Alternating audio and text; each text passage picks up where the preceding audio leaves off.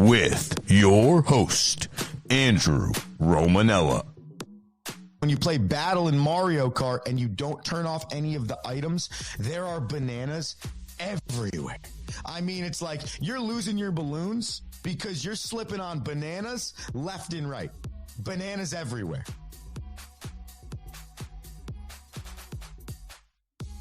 What's going on, everybody? Hey, welcome into another edition of The Rome Show here on 12ouncesports.com, broadcasting live on YouTube and on X. I'm your host, Andrew Romanella. I got you for the next 25 or 30 minutes. It is a Monday, May 12th, 2025. It has been a moment since I have been on the air with you since what feels like last Wednesday, I think. So we have a charcuterie board of sports to attend to, including Andrew's own straight off the Rome video breakdown of a situation he encountered during his team's playoff run over last weekend. So we will start there. We must discuss some National Basketball Association and National Hockey League, as both are in round 2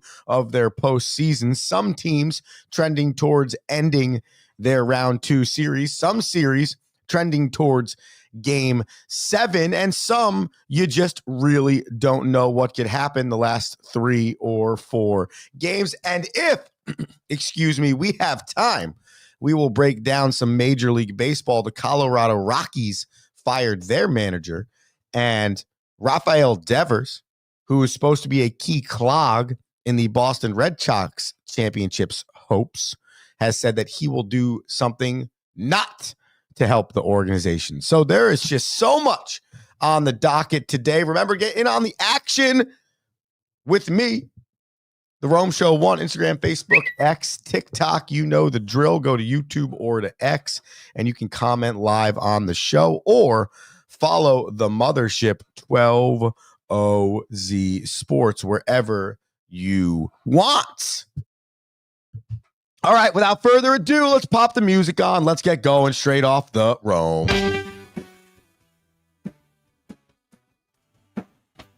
All right. So, a little backstory to this, not long, because I know we got to get into the sports, but I went into the 2025 baseball season hoping to not get ejected the entire season. Well, unfortunately, I failed my goal. Now, I would like to sit here at the desk and tell you I failed my goal and I had every right or reason to be ejected in the 2 games I was ejected in. But none have I felt been more egregious than what essentially ended our season over the weekend. So we're in a fight in the postseason. We earned the 3 seed. We haven't been in the postseason in 13 years, okay, at the institution I work in. And we fight hard. We lose a tough extra innings game number 1 on Wednesday. And so we come back Friday to fight for our lives against the 3-time defending championship team. They've won the last 3 titles. And it's a back and forth game. And we are battling it out. And it comes to the 8th inning. We're down 8-7. First and second, 1 out. All right. They make a pitching change. We make a decision that at a certain point in time, we're going to try and steal third base. So our kid at second base, and you can see it on your screen now, steals third, slides the backside of the bag. Third baseman holds the tag on, guy calls safe. Okay. Now what happens from here is an atrocity of umpiring. I will show you the closer view of what it looks like at third base here. Okay. Here's our runner sliding in, goes around the bag. Don't get me wrong. We'll go slow breakdown here. Still on the bag, still on the bag, still on the bag. Never reaches back. Therefore, staying on the bag because never seen a runner slide past the bag, get off the bag, and not reach back. Okay. Stays on the bag, as you can see, never reaches back, stretches out as far as he can stay on the bag. Third baseman keeps the tag on him. Okay. Now, close play, tight play, tough play. Of course. But if you watch the runner slide into third, and as clear and obvious as it can be from this angle, there's never a fall off the bag. There's never a reach back, okay? Even if you think there might be, the base umpire, calls this play safe. So much like the regular rules, hey, man, it's got to be really like that guy. Anyone wants to overturn this thing, that guy better be damn sure to overturn it. Well, what do you think happens? This dude here, as you're watching the home plate umpire, this is him. This is the view he believes he saw to overturn that tight of a call at third base. First and foremost, he's in the process of looking right and calling a strikeout as the ball's already been thrown down to the third base line. Now, he now gets back, okay, leaning right behind the catcher, roughly 95 feet away, okay, after it's his second job to look at that, his first job to call the strike, then gets into this position right here. From 95 feet away, I can, and just so we're all on the same page here, I can see this guy come off the bag. So just for the sake of what I'm trying to get across here, okay? Majority of umpires, officials, people that are umping games or working basketball or whatever sport it is, no one wants to know you exist, okay? No one wants to have an idea that you're there. Not one person in their right mind wants to have any idea that there's an official at this game. Call the fouls that are the fouls, call the offsides that are the offsides, call the strikes, and stop inserting yourself when you don't need to, okay? And this is the lowest level of college sports by definition of ranking. 1, 2, and 3, okay, in the NCAA. So we are most likely going to get the worst guys, okay? But what's disappointing is this is a microcosm of officiating and refereeing across the spectrum. Why? I have no idea. Because everyone will tell you, well, no one wants to be an official anymore. Well, why? Well, because they don't want to deal with people like you that are going to get on them when they make a bad call because they're human. Okay, let's have a real conversation here. I don't believe that one singular call generally leads a coach to absolutely lose their mind unless it's a string of you've been terrible all game. In the first period, there's usually not that great of a call in any sport or in hockey, in the first quarter, in basketball, in the first 3 innings in baseball. For the most part, unless you're Aaron Boone, most guys, they might say something here or there, but they're letting it go. It's watching you consistently be bad at your job that leads a coach to wanting to lose their mind. So you telling me because coaches get on you is the reason you don't want to be an official, well, that's BS. Because as a coach, parents get on you all the time. Other teams get on you. In other jobs, way more people are on top of your grill. So that's a problem. And then on top of that, I don't know if it's a pay thing or if it's I can't go professional in this thing. I don't know what it is. But there is an epidemic across the board. When I watch pro football on Sundays, when I watch umpiring in Major League Baseball, though they've worked on how to fix it. I think eventually we're getting to the challenge balls and strikes thing. And when I go to the lowest level of the game. And I'd argue that the lowest level of every sport, youth, high school, college, is the worst officiating. And have we ever thought that maybe we should start when they're young? Hey, we should have a really good reviews process for the high school officials, for the college officials, the people that are going to help grow this game, because the younger people are playing the game. So to finish, okay, you want to eject me. You want to overturn that call, even though you're atrocious, overturn the call. But unfortunately, I spike my helmet. Sorry, stupid, I know. Here's my helmet spike. And now watch. We're going to count this together, ladies and gentlemen. I spike my helmet after yelling at this guy. 1, 2, 3, 4, 5, 6, 7, 8. Then he throws me out. Come on, man. Come on. Like, Just like be better. Be better at your job. You're atrocious. You were bad at the strike zone. You were terrible in this moment. Inserted yourself when you didn't need to. But more so than anything else, have a backbone, bro. I just screamed and yelled in your face for 32 seconds. I threw my helmet. And you're going to let me walk away. My back's turned to you. And you're going to kind of like look around like, you know what? Nah, I'm going to flick. That right there to me just shows lack of professionalism. That right there to me just shows this guy, he was good.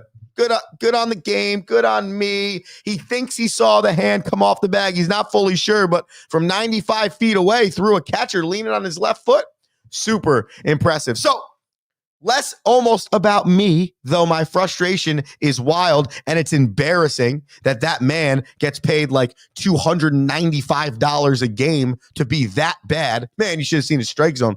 But more than anything else, it's one of those things that I kind of realized, why are we still complaining about this?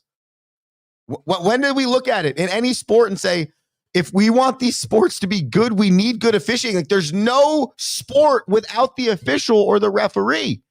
So why is it that for my entire existence, I've just watched officiating get worse? I've watched umpiring get worse. Just makes no sense to me. So we got to fix it.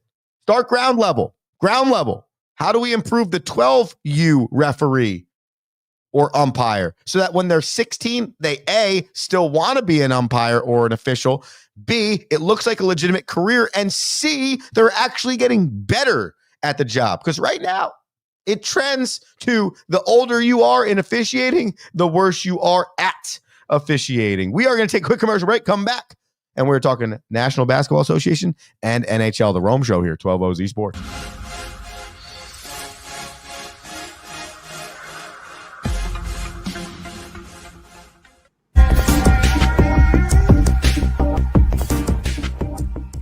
Welcome to MyBookie. You're ready to create an account and start making money, and we're here to help. And remember, you can get a bonus of up to $1,000 on your first deposit. Now you're ready to bet. Just go to mybookie.ag, visit the sportsbook, click on your bet, and input the amount you want to risk or win in the bet slip. Yes, it's that easy. Just remember, at MyBookie, you play, you win, you get paid.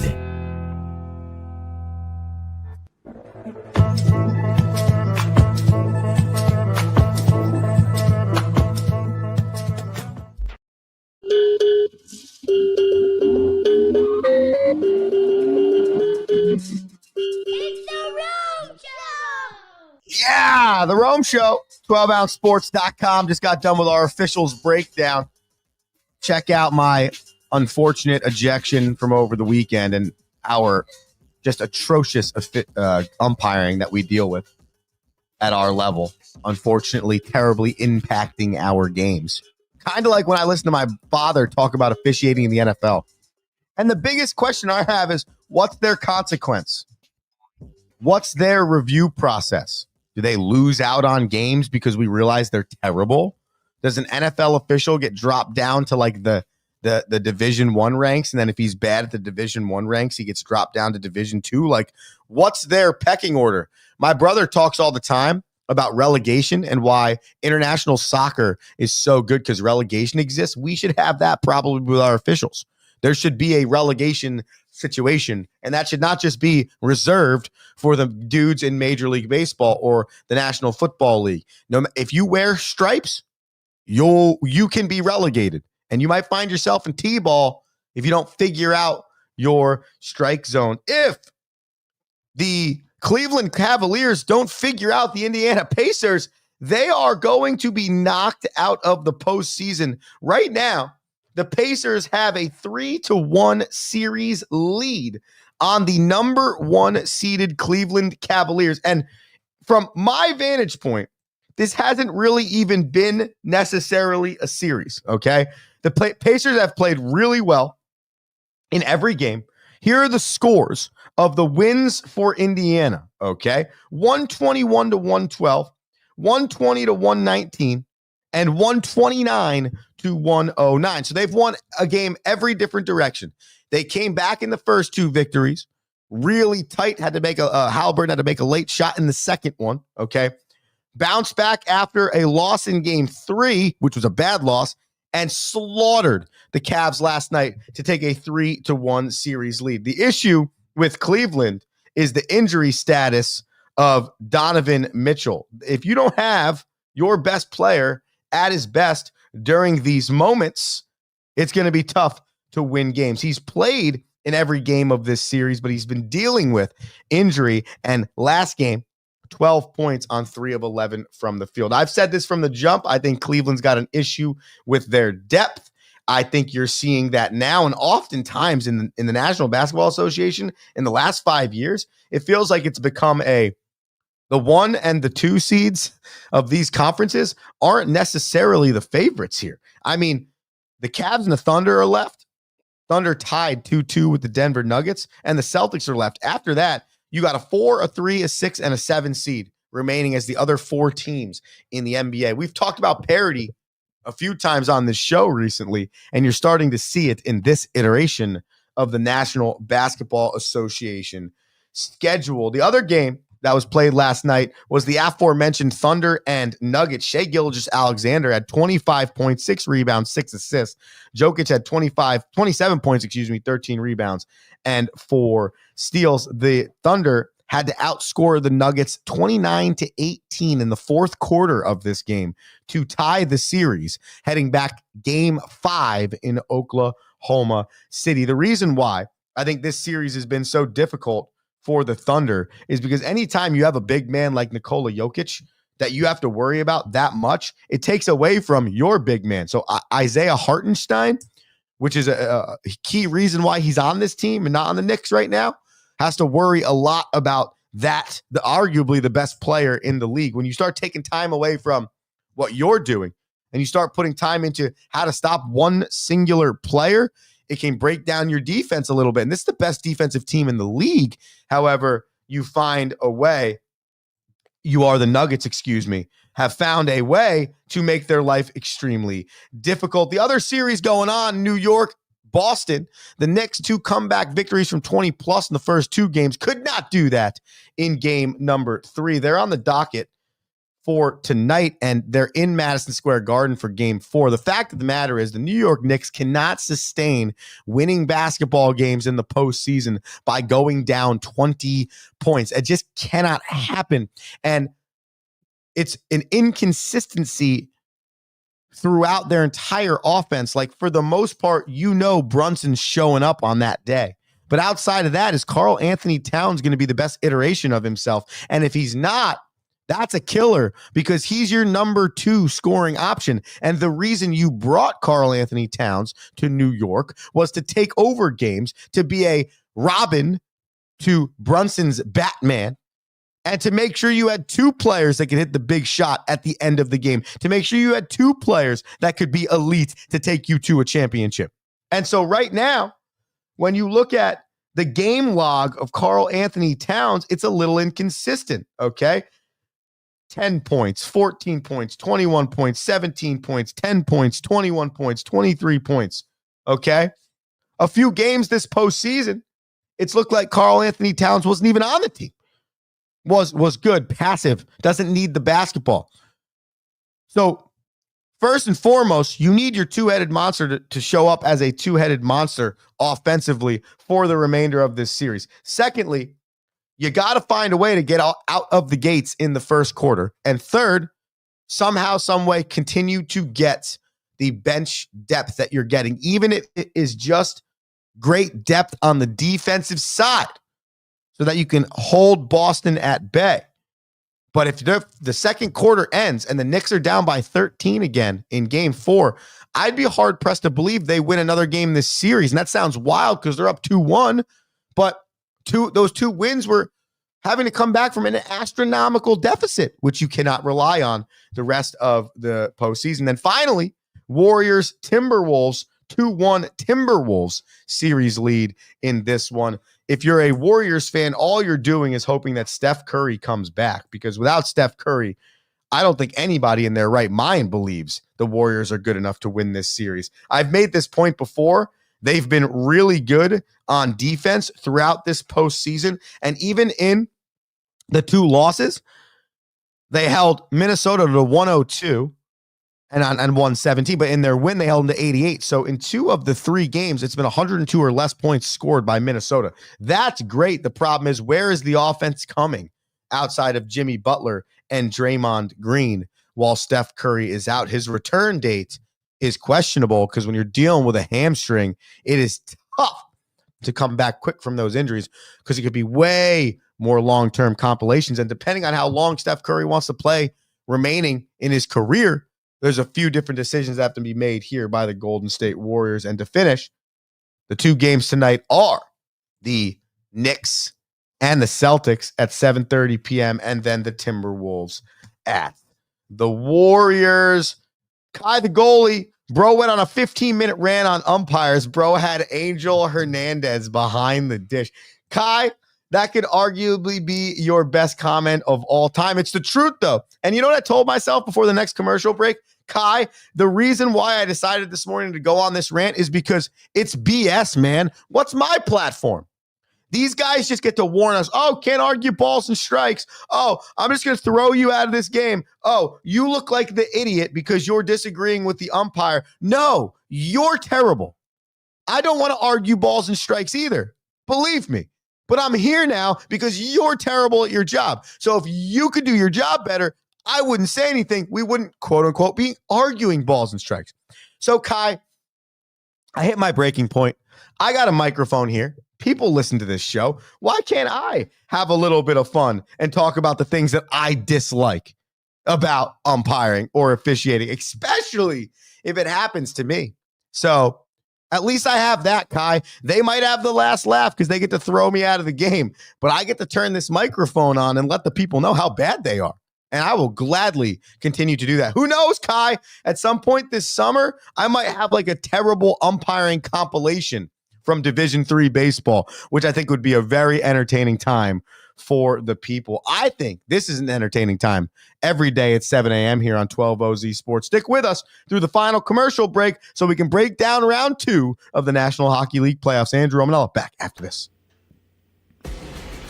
Need tickets to that next event? Well, at 12 Ounce Sports, we've got them with soccer anywhere in the world. Tickets to any venue, any sport. Want to go to NCAA or NFL football matches? We've got them. Yeah. Baseball at every level. Every Power 5 matchup is available. Don't forget, costumes and paint are optional. What's that? You want to go to Broadway? We have those too. Want to jam out? Every concert, every artist. That's right. At 12 Ounce Sports, we've got the tickets for less. 12ozsports.com/tickets. That's 12ouncesports.com/tickets.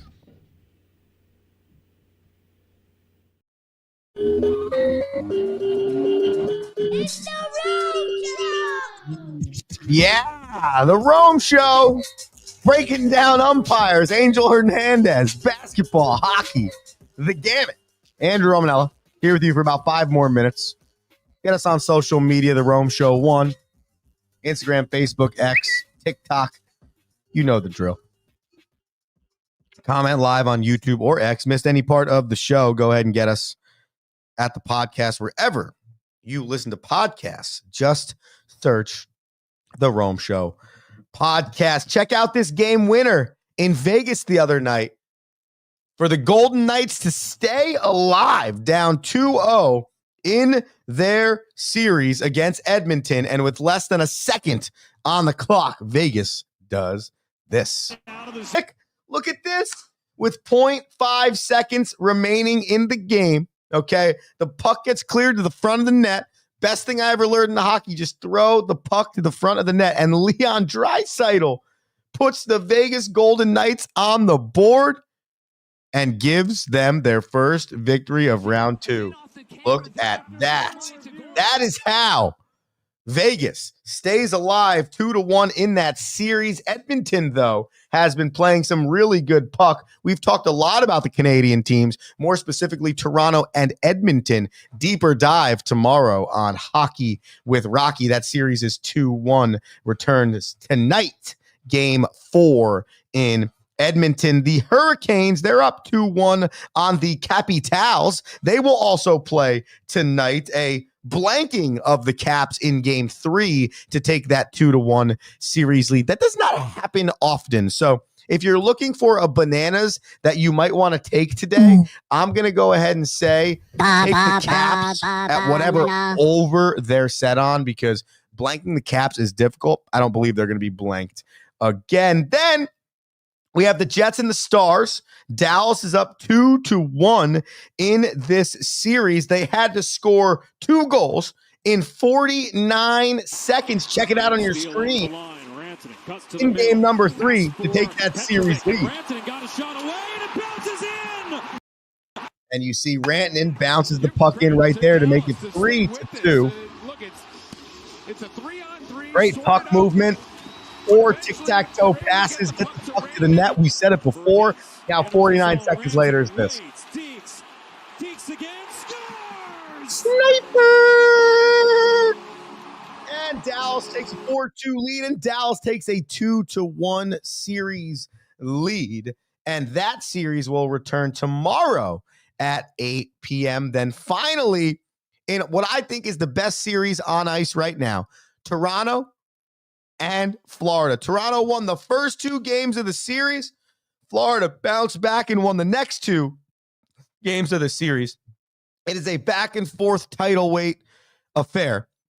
And if you think about it, we were 1 overtime away from Toronto being up 3-0 going into game 4. Now, instead, we're tied 2-2, headed back to Toronto. We have 2 days until this series returns. Remember, it's Tuesday tomorrow. So what does that mean? That means Hockey with Rocky. So tune in, okay, around 7:10 in the morning, and you'll get all of this round 2 breakdown in the deepest light and some more, because it is a Tuesday with Rocky. Ladies and gentlemen, I'm going to save my Major League Baseball for tomorrow. So tune in at 7 a.m. to start the show to hear my opinion on how Rafael Devers does not want to switch from DH to first base, and some of the interesting quotes that he had regarding this topic. Plus, the Colorado Rockies fired Bud Black after 9 seasons. He is the winningest coach in Colorado Rockies history, yet they are 7-33 this year, a Major League Baseball worst since 1900. And on top of that, they have lost 100 games each of the last 2 seasons. But is Bud Black to blame for the Colorado Rockies' issues, or should their front office be to blame for why the team is like this? We'll break it all down in Major League Baseball plus Hockey with Rocky tomorrow, 7 a.m. here on 12OZ Sports. I'm Andrew Romanella. Make sure you follow us on YouTube. Follow us on X. Oh, yeah. And follow us on the Rome Show podcast. Until tomorrow, you have an electric Monday. Peace. Thank you for listening.